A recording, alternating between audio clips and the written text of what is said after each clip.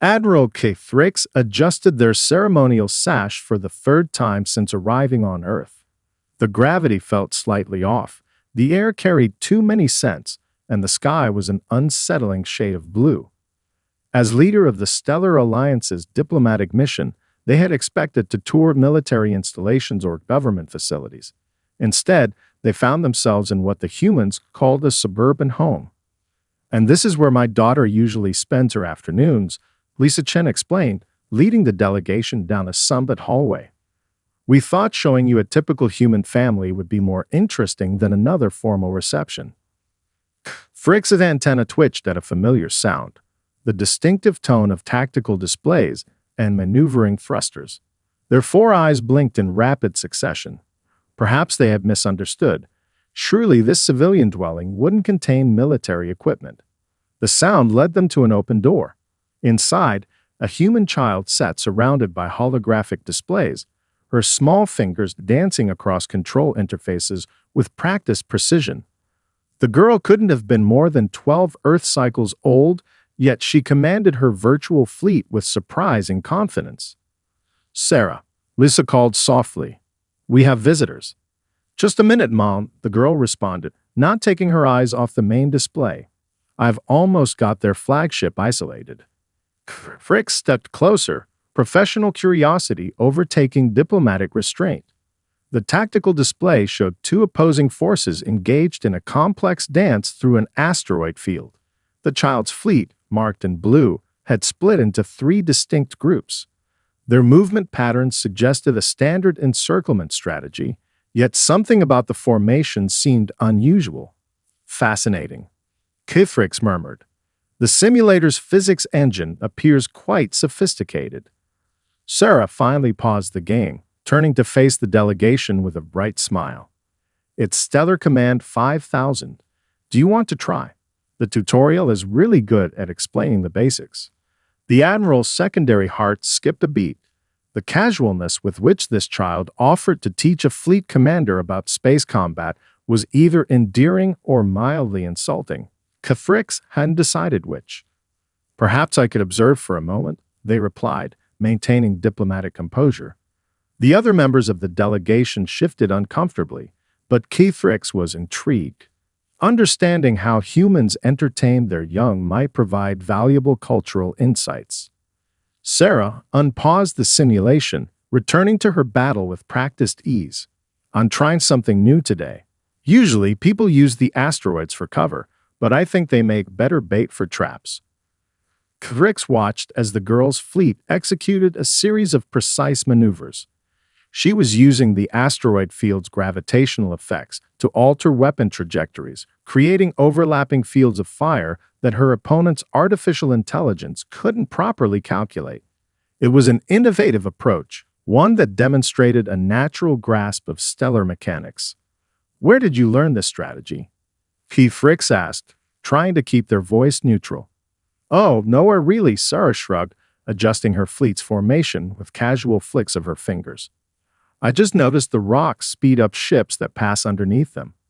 The game's physics engine is pretty realistic about gravity assists." A chime sounded as Sarah's trap closed. The opposing fleet, caught between carefully positioned asteroid vectors and concentrated weapons fire, had no viable escape route. Victory symbols flashed across the display as the simulation ended. "Only rank 1500 today," Sarah sighed, stretching in her chair. "My friend Marcus made it to 2000 last week. He's really good at managing power distribution between shields and weapons." Frick's antenna went rigid. The casual mention of energy management in combat scenarios by a human child was unexpected enough. But as they replayed the battle in their mind, something else became clear. The basic principles behind Sarah's asteroid trap were remarkably similar to classified Alliance battle doctrine. "Tell me, young Sarah," Kifrix said carefully, "how many other humans play this game?" "Millions, I guess." Sarah brought up a global ranking screen filled with names and statistics. "It's pretty popular. They even have professional tournaments." Frick stared at the scrolling list of players, their diplomatic mission suddenly feeling far more complex than expected. They had come to Earth prepared to evaluate humanity's military capabilities. They hadn't expected to find children casually practicing advanced combat tactics between homework assignments. The Admiral made a mental note to pay much closer attention to human entertainment in the future. Admiral Kithrix remained in Sarah's room long after the rest of the delegation had moved on to other parts of the house. They cited cultural research as their reason, but in truth, they couldn't tear their 4 eyes away from the tactical displays. Sarah had started a new game, and this time, the Admiral noticed details they had missed before. "Your supply lines are rather exposed," Kithrix observed, testing the young human's tactical awareness. Sarah nodded without looking away from the holographic battlefield. "They're supposed to look that way. The AI always goes for obvious targets." Her fingers danced across the interface, adjusting the positions of her support vessels. "Watch this." The enemy fleet took the bait just as she had predicted. As they moved to intercept the seemingly vulnerable supply ships, Sarah's hidden strike force emerged from behind a nearby moon's magnetic field. The Admiral's antennae twitched in surprise. The interference from the magnetic field should have disrupted any ship's targeting systems, yet Sarah's fleet emerged firing with perfect accuracy.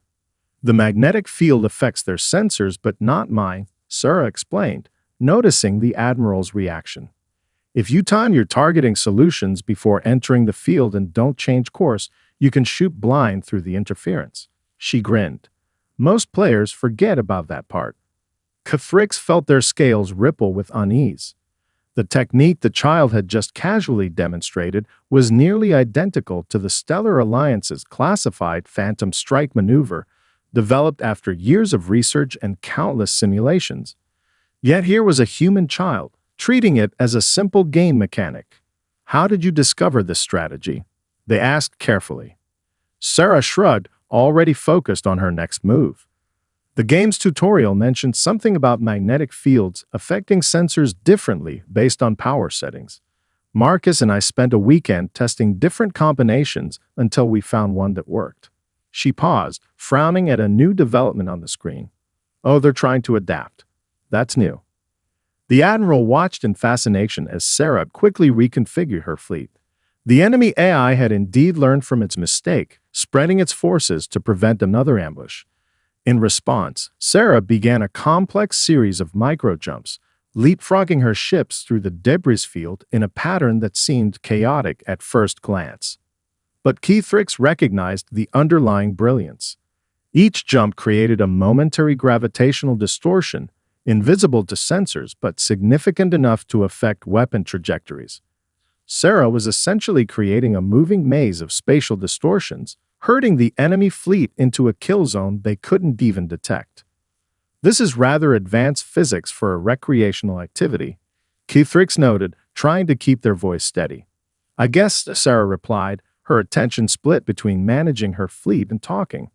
"The developers are really serious about accuracy. They even have real scientists checking their math." She brightened. "Did you know they update the game whenever humans discover new things about space? Last month they added these cool quantum slipstream effects." Kithrix's secondary hearts nearly stopped. Quantum slipstream technology was supposedly a theoretical concept years away from practical application. Yet as they watched, Sarah casually demonstrated a working knowledge of principles that Alliance scientists were still struggling to understand. The game chimed again, signaling another victory.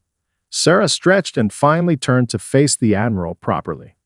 "Sorry if I'm not very good at explaining things. Marcus says I just do stuff without thinking about how I do it." She tilted her head curiously. "Do you have games like this where you're from?" The Admiral considered their response carefully. The Stellar Alliance had combat simulators, of course, but they were strictly controlled, used only for official training. The idea of children casually mastering advanced combat techniques through public entertainment was concerning. "Our recreational activities are somewhat different," Kithrix replied diplomatically, "though I find myself quite interested in learning more about yours. Tell me, how often do you and your friend Marcus practice these scenarios?" "Practice?" Sarah laughed. "We're just playing. It's fun to figure out new ways to win. She pulled up a global ranking screen again. Look, someone just posted a new strategy guide about using quantum entanglement for fleet coordination. Want to watch me try it? Frick's antennae went rigid. They needed to contact Alliance Command immediately. Humanity hadn't just created a game. They had built the most sophisticated military training program the galaxy had ever seen, and they didn't even realize they had done it. Admiral Thrix sat in their temporary quarters at the Earth Embassy, surrounded by holographic displays showing hundreds of human gaming streams. After their encounter with Sarah, they had initiated a quiet study of human entertainment systems, and each new discovery made their scales tingle with increasing unease. Computer, replay the tournament final from last week, they commanded, eyes fixed on the central display. The scene materialized, two human teenagers battling for what they called the global championship. The prize pool seemed modest by Alliance standards, yet the level of strategic sophistication on display was extraordinary. The defenders used stellar phenomena in ways that Alliance tacticians had never considered, while the attackers executed precision maneuvers that would have impressed veteran fleet commanders. Pause simulation, Frix ordered, reaching for their data tablet. Cross-reference these maneuvers with Alliance combat records. The computer chirped as it processed the request. Results began flowing across the screen. Similarities between tournament player tactics and actual space battles, correlations between game physics and real stellar mechanics, matches between player discussions and classified Alliance strategic documents. Frix and antenna twitched as they read a particular forum thread. A human child, apparently no older than Sarah, had written a detailed analysis of using binary star gravitational fields for fleet momentum conservation. The discussion that followed contained insights that Alliance scientists hadn't even theorized yet. Admiral? A junior officer appeared in the doorway. The human gaming company representatives have arrived for your meeting. Frix straightened their ceremonial sash. Send them in. Free humans entered, looking decidedly informal by Alliance standards. The lead developer, Dr. Emily Ross, smiled as she approached. Admiral, we were quite surprised by your interest in Stellar Command 5000. It's just a game after all. Is it? Frix activated a holographic display. Your physics engine models quantum phenomena with remarkable accuracy. Your stellar mechanics are precise enough for actual navigation. Even your weapon systems account for relativistic effects. Dr. Ross beamed with pride. We believe in getting the science right. Kids these days are smart. They notice when things don't make sense. We have a whole team of astrophysicists working on our mechanics. And the tactical scenarios. Frix inquired carefully. They seem rather sophisticated. Oh, those mostly come from the players themselves, another developer chimed in. We just provide the framework. The community creates most of the advanced strategies. You should see our forums. Some of these kids come up with the wildest ideas. Frix pulled up a particular game replay. Like this one? A 12-year-old using quantum entanglement principles for fleet coordination. Ah, you've seen Sarah Chen's work. Dr. Ross nodded enthusiastically. She's one of our brightest players. The quantum mechanics in that strategy were so elegant that we had our physics team verify them. Turns out she independently discovered 3 new applications of quantum field theory. We're publishing a paper about it next month. The Admiral's secondary hearts beat faster. These humans had created something unprecedented in galactic history, a system that turned complex military strategies into entertainment, teaching advanced physics and tactics to children who thought they were just having fun. And how many humans play this game? Frix asked, already dreading the answer. Active players? Dr. Ross checked her tablet. About 50 million, but that's just our game. There are dozens of other space combat simulators out there. Frix stared at the displays, showing countless humans, young and old, casually mastering principles that the Alliance considered advanced military secrets. Humanity hadn't just created a game. They had built a vast neural network of tactical innovation, powered by the most potent force in the galaxy: human creativity unleashed through play. As the developers continued their enthusiastic explanation of game mechanics, Keithrix made a decision. The Alliance needed to understand that they weren't just dealing with a species that played at war. They were facing a civilization that had turned warfare into play, and in doing so, had transcended traditional military thinking entirely. The question was, how would the Alliance Council react when they learned that humanity's children were better strategists than their most experienced commanders? The emergency alert pierced through Kethrix's meditation cycle, its urgent tone filling their quarters aboard the Alliance flagship. They moved quickly to the bridge, their scales shifting to a deeper blue with concern. "Report," they commanded, settling into the central command pod.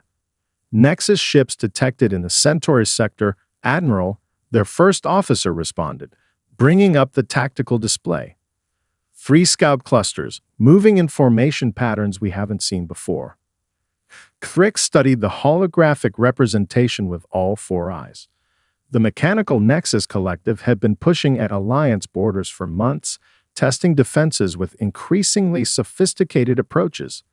This time, something was different. The enemy ships moved with an unsettling fluidity, their formations shifting like schools of fish. "Deploy standard containment protocol," Kethrix ordered, following established doctrine. The Alliance fleet moved into position, their formations precise and orderly, just as generations of commanders had been taught. The Nexus scouts responded immediately, their pattern dissolving and reforming in ways that defied prediction. Alliance targeting systems struggled to maintain locks as the mechanical ships danced through their defensive grid. "Admiral," the sensor officer called out, their antenna rigid with stress, "we're detecting more Nexus signatures. Larger vessels this time." The tactical display bloomed with new contact markers. What had appeared to be a simple scouting mission was revealing itself as something far more dangerous. The Nexus scouts hadn't been testing their defenses. They had been analyzing them. Multiple hull breaches reported on the Stellar Dawn, the damage control officer announced. "The Nexus weapons are adapting to our shield frequencies faster than we can modify them." Fricks felt their secondary hearts pound as they watched their carefully positioned fleet begin to falter. Standard tactics were failing against this new Nexus strategy. They needed something unpredictable, something the mechanical minds wouldn't expect. Their antenna twitched as a memory surfaced. Sarah Chen's casual manipulation of gravity fields during her game. The way she turned predictable physics into tactical advantages. The Admiral's claw moved to their personal data tablet, quickly pulling up saved recordings from the human gaming studies. "Helm, bring us closer to the second stellar body in the system," Kethrix ordered, their eyes fixed on a particular game replay. "Engineering, prepare to modulate our shield harmonics on my mark." The bridge crew exchanged confused glances but complied. This wasn't standard doctrine. "Admiral," the first officer began cautiously, "regulations state that we should maintain distance from stellar bodies during combat to ensure optimal maneuverability." "The regulations," Kethrix replied, watching the Nexus ships adjust their approach vectors exactly as predicted, were not written by Sarah Chen. Their claw danced across the command interface, implementing a strategy they had seen a 12-year-old human devise during a casual gaming session. The Alliance ships dove toward the star's corona, their shields flickering in patterns that mimicked solar flare activity. The Nexus ships followed, their mechanical logic unable to resist the apparent vulnerability. Just as they committed to the attack, Kethrix gave the signal. Their fleet's shields pulsed in synchronized harmony with the star's magnetic field, creating a cascading wave of plasma that rippled through space. The Nexus vessels, their sensors overloaded by the stellar interference and unexpected shield interactions, scattered in disarray. 3 were caught in the artificial solar flare, their hulls breached by the superheated plasma. By the first stars, the first officer whispered, "That was a basic stellar harvesting tactic." Kethrix finished, "according to several million human children." They rose from the command pod, their scales shifting to a thoughtful green. Signal Alliance Command. Tell them we need to discuss humanity's game simulators and locate Sarah Chen's contact information. The Admiral watched the remaining Nexus ships retreat, their perfect formations broken.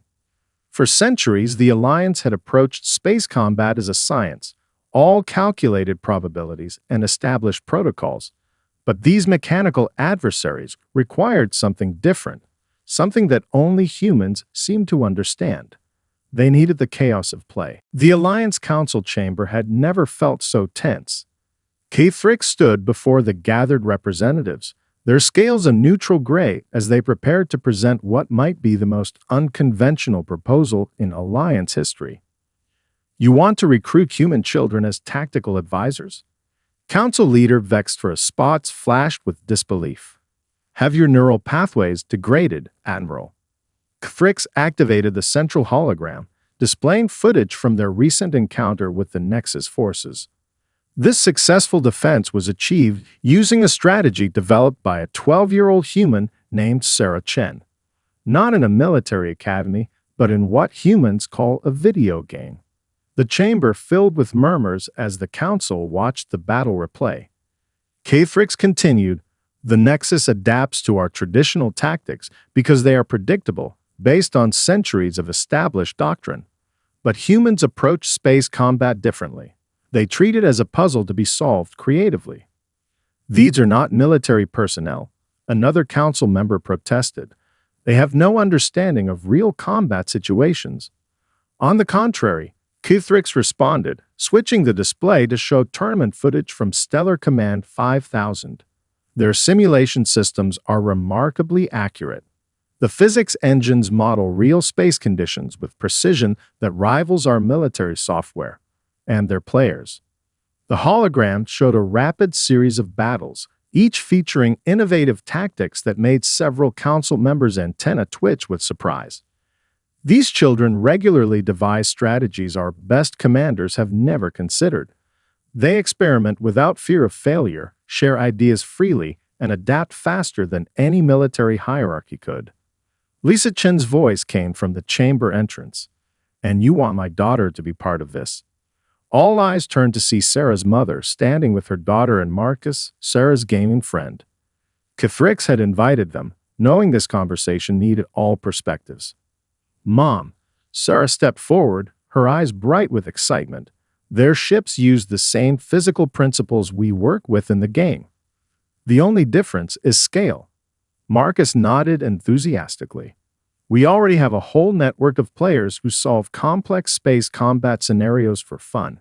Imagine what we could do if the scenarios were real." Council leader Vextra Spots pulsed with concern. "These are children. We cannot involve them in actual combat situations." With respect, Fricks replied, "They are already involved. Every time they play, they develop strategies that could save Alliance lives." They turned to Lisa Chen. "We would establish strict protocols, no direct combat involvement, only strategic consulting, and they would work through the game interfaces they already know." Sarah looked up at her mother. "It would be just like our regular practice sessions, but helping people for real. Please." Lisa studied her daughter's face for a long moment. "What about school? Your other activities?" "We can schedule around them," Kefrix assured her. "Many of our best tactical innovations have come from what humans call weekend warriors."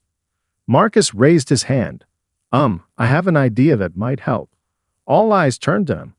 "What if we treated it like a special event on the gaming network?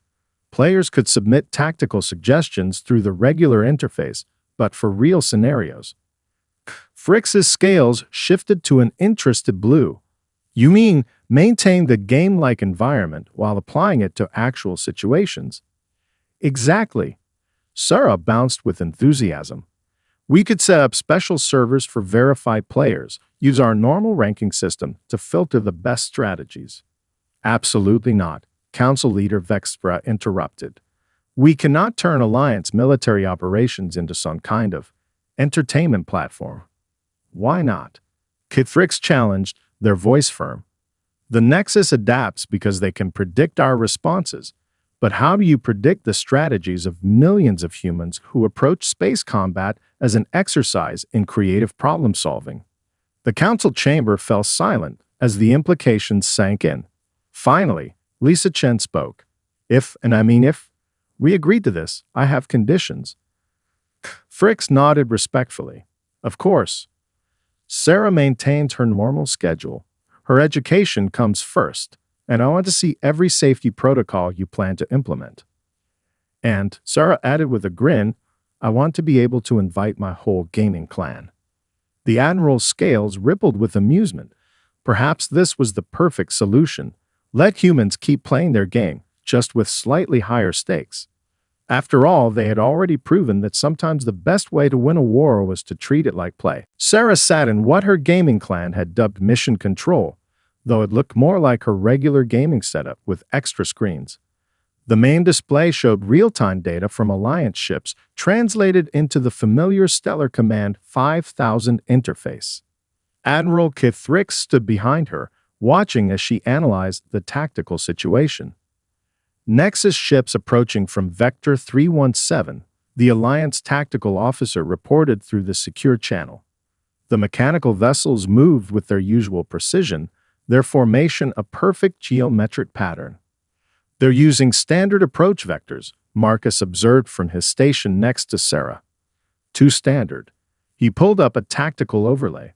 Look at the power distribution patterns. Sarah nodded, her fingers dancing across her familiar controls. They want us to think they're being predictable. See how their rear ships are maintaining slightly higher power levels. They're preparing for something big. Frick's antenna twitched with interest. The Alliance sensors had missed that subtle detail, but these human children had spotted it instantly through their game interface. Tactical analysis incoming from Global Player Network, the data coordinator announced. The side screens filled with suggestions from thousands of verified players worldwide, each offering their perspective on the developing situation. Sarah scanned the incoming data streams, her eyes lighting up. Look at this suggestion from Starbound 92. If we combine it with that power distribution pattern Marcus noticed. Her hands moved quickly, sketching out a tactical plan that made Kethrix's scales ripple with surprise. The human girl was instinctively weaving together multiple player suggestions into something entirely new. Alliance Command. Sarah spoke clearly into her headset, still focused on her displays, requesting permission to execute Operation Sandcastle. There was a pause on the channel. The Alliance commanders had learned to trust these strange human tactics, but they still struggled with taking battlefield advice from someone who hadn't even started high school. Operation Sandcastle approved, came the response. All ships, execute on tactical coordinator's mark. Sarah grinned at Marcus. Just like that time, we broke the tournament meta strategy right. Initiating now, Marcus confirmed, his own fingers flying across his interface. Player Support Network shows 93% approval rating for this approach. The Alliance fleet began moving in what appeared to be complete chaos. Ships broke formation, executed micro-jumps in seemingly random patterns, and powered up weapons in unconventional sequences. To traditional military observers, it looked like madness. But to the hundreds of thousands of human players watching through their game interfaces, it was a beautifully choreographed dance. The Nexus ships are responding exactly as predicted, Marcus reported. They're trying to adapt to each individual ship's pattern instead of seeing the bigger picture. They can't, Sarah explained to the Admiral, her voice excited. Their tactical systems are looking for logical patterns, but we're not using logic, we're using story. Frick's confusion must have shown in their scale colors, because Sarah continued, every great game needs a great story, right? We're not just moving ships around. We're writing a story where each ship plays a special role. The Admiral watched in amazement as the seemingly chaotic Alliance movements suddenly revealed their true purpose. The Nexus fleet found itself caught in what human players had started calling a narrative trap, a tactical situation that only made sense if you understood the story being told. Story beats logic, Sarah said softly, executing the final phase of her plan. Because stories can surprise you in ways that make perfect sense afterward. The Nexus ships, their analytical engines overwhelmed by trying to predict the unpredictable, fell into disarray. Three of their vessels collided trying to avoid what they thought was a standard pincer movement, but was actually an elaborate deception. Alliance Command. Kithrix reported, their voice carrying a note of pride. The Nexus fleet is retreating. Tactical Coordination Team's strategy was successful. Sarah was already reviewing the battle data with her global network of players, breaking down what worked and what could be improved. To her, this hadn't been a real space battle. It had been another challenging scenario to solve with friends. And that, Kithrix realized, was exactly why it had worked so perfectly. The Alliance Emergency Command Center buzzed with activity as reports flooded in from across the sector. The Nexus had launched their largest offensive yet, targeting the vital shipyards of Centauri Prime. This time, they weren't testing defenses. They were going for the kill. Sarah sat at her enhanced gaming station, her usual cheerful expression replaced by intense concentration. The tactical display showed over 300 Nexus vessels approaching in formations that shifted like crystalline patterns. They're learning, Marcus observed from his station. Look at how they're incorporating elements from our previous strategies. Admiral Kithrix nodded grimly. The Nexus adapts. That's what makes them so dangerous. They analyze, they learn, they improve. Good thing we're better at learning new tricks, Sarah replied, her fingers moving across her familiar interface. Global Player Network Status Report. The response came through instantly. Over 2 million human players worldwide were watching the battle unfold through their game clients, analyzing patterns and submitting tactical suggestions. The best ideas rose to the top through their ranking system, filtered by artificial intelligence for immediate tactical relevance. New strategy package incoming, Marcus announced. Player AD Space Kitten 447 suggests using the shipyard's industrial gravitational fields as a slingshot mechanism. Sarah's eyes lit up. Cross-reference that with Battle Queen 23's idea about magnetic pulse synchronization. Her hands flew across the controls, merging multiple player suggestions into a coherent battle plan. Admiral, permission to execute Operation Shooting Star. Kithrix's scales shifted to a confident blue. Alliance Command authorizes full tactical discretion. Show them what humanity can do. The first wave of Nexus ships entered the outer defense perimeter. Their formation was perfect, their responses lightning quick. But they were about to face something their logical minds couldn't process. Pure human imagination unleashed. Initiating primary sequence, Sarah announced. Alliance ships began moving in patterns that seemed to defy conventional physics. Each maneuver built upon the last, creating a cascade of cause and effect that even the human players couldn't fully predict. They're trying to analyze the pattern, Marcus reported, watching the Nexus response. But there isn't one. Every ship is following its own story. Sarah nodded, her expression intense. Remember that racing game we played last summer? The one with the random track generator? Her hands danced across the controls. Same principle. We're not creating a pattern for them to learn. We're creating a new game every second. The Nexus fleet's perfect formations began to waver as they encountered scenarios their tactical computers couldn't classify. Each Alliance ship moved according to tactical suggestions from different human players, creating a symphony of controlled chaos that defied prediction. Look at their power readings, Marcus called out. Their processing cores are overloading trying to calculate all the possibilities. Sarah saw her opportunity. Now, Operation Shooting Star Phase 2. The Alliance ships executed their moves with perfect timing, each one playing its part in an elaborate dance of gravitational fields, magnetic pulses, and precisely calculated energy waves. The shipyard's industrial gravity wells, normally used for moving construction materials, became an intricate web of spatial distortions. Nexus ships, their logical circuits struggling to process the impossible scenario before them, found themselves caught in a trap that existed somewhere between physics and imagination. Their formation shattered as each vessel tried to compensate for conditions that changed faster than they could analyze. "It's working," Marcus exclaimed. "Their adaptive algorithms are crashing from input overload." The command center erupted in cheers as the mighty Nexus fleet began to fall apart. Ships collided as they tried to execute contradictory escape maneuvers, while others simply froze, their decision-making circuits overwhelmed by scenarios that defied machine logic.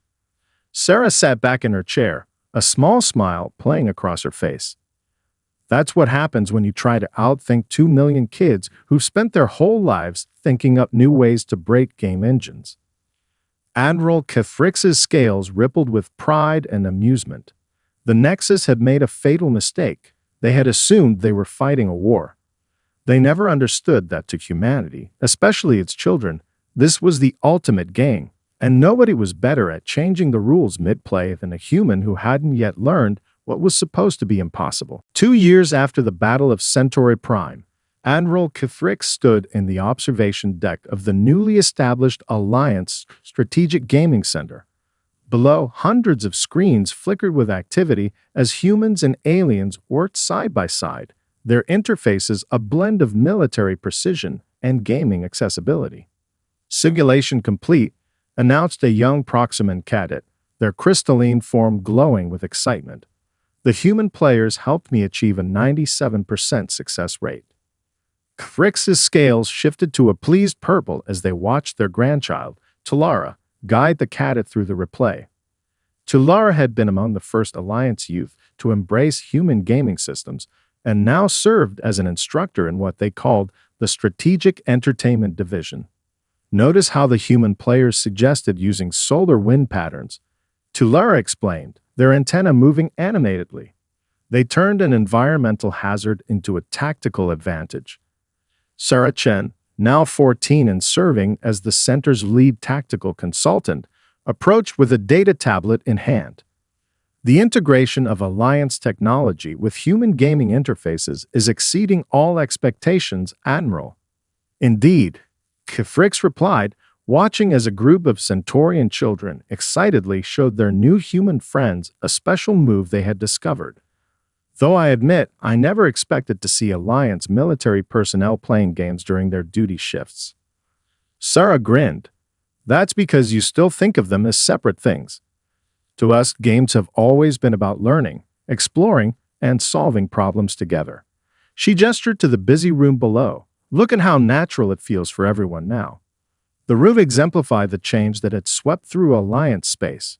Traditional command stations now featured colorful interfaces designed by human gaming companies. Military ranks were complemented by player rankings that recognized strategic innovation. Even the stern council leader Vextra had been spotted recently playing Stellar Command 5000 during lunch breaks. Latest statistics are in. Mark is called from his workstation, now emblazoned with both Alliance insignia and his top player rankings. The new training program has reduced tactical response time by 60% across all allied species. Plus, the kids love the new multi-species team modes. Kefrix moved to the central platform where their journey had begun 2 years ago, watching Sarah's old gaming setup now displayed as a historical exhibit. Next to it stood the prestigious Star of Strategic Innovation she had received, the youngest recipient in Alliance history. You know what the best part is? Sarah said, joining them at the display. The Nexus never attacked again after Centauri Prime. Our analysts think they couldn't develop an effective counter-strategy because they could not understand fun. Kefrix finished, their scales rippling with amusement. They could analyze every tactic, predict every pattern, but they could not comprehend why a 12-year-old human would spend hours experimenting with gravity fields just to see what would happen. The observation deck's door slid open as Lisa Chen arrived for her regular visit. She smiled at the sight of aliens and humans gathered around gaming stations, working together to solve simulated crisis scenarios. Sometimes I still can't believe this all started because you decided to watch my daughter play a video game, she said to Frix. The Admiral's antenna twitched thoughtfully. I learned something important that day. The Alliance had spent centuries preparing for war, building strategies based on logic and experience. But humanity, they gestured to the bustling activity below. Humanity had spent centuries learning how to play. A cheer erupted from one of the simulation pods where a young Alliance cadet had just completed their certification course. Sarah beamed with pride. She had personally designed that training scenario. The universe is full of wonders, Kifrix mused, watching their grandchild excitedly join a new multiplayer session. But perhaps the greatest wonder is how humans turned the art of war into a game, and in doing so, taught the galaxy how to play. Sarah checked her next training session schedule on her tablet. Speaking of which, Admiral, would you like to join us? We're testing a new scenario based on your original battle with the Nexus. We added some interesting stellar phenomena to make it more challenging. Frix's scales shifted to eager blue as they followed Sarah to the gaming station. After all, they had learned the most important lesson of all. Sometimes the best way to prepare for the future was to simply play.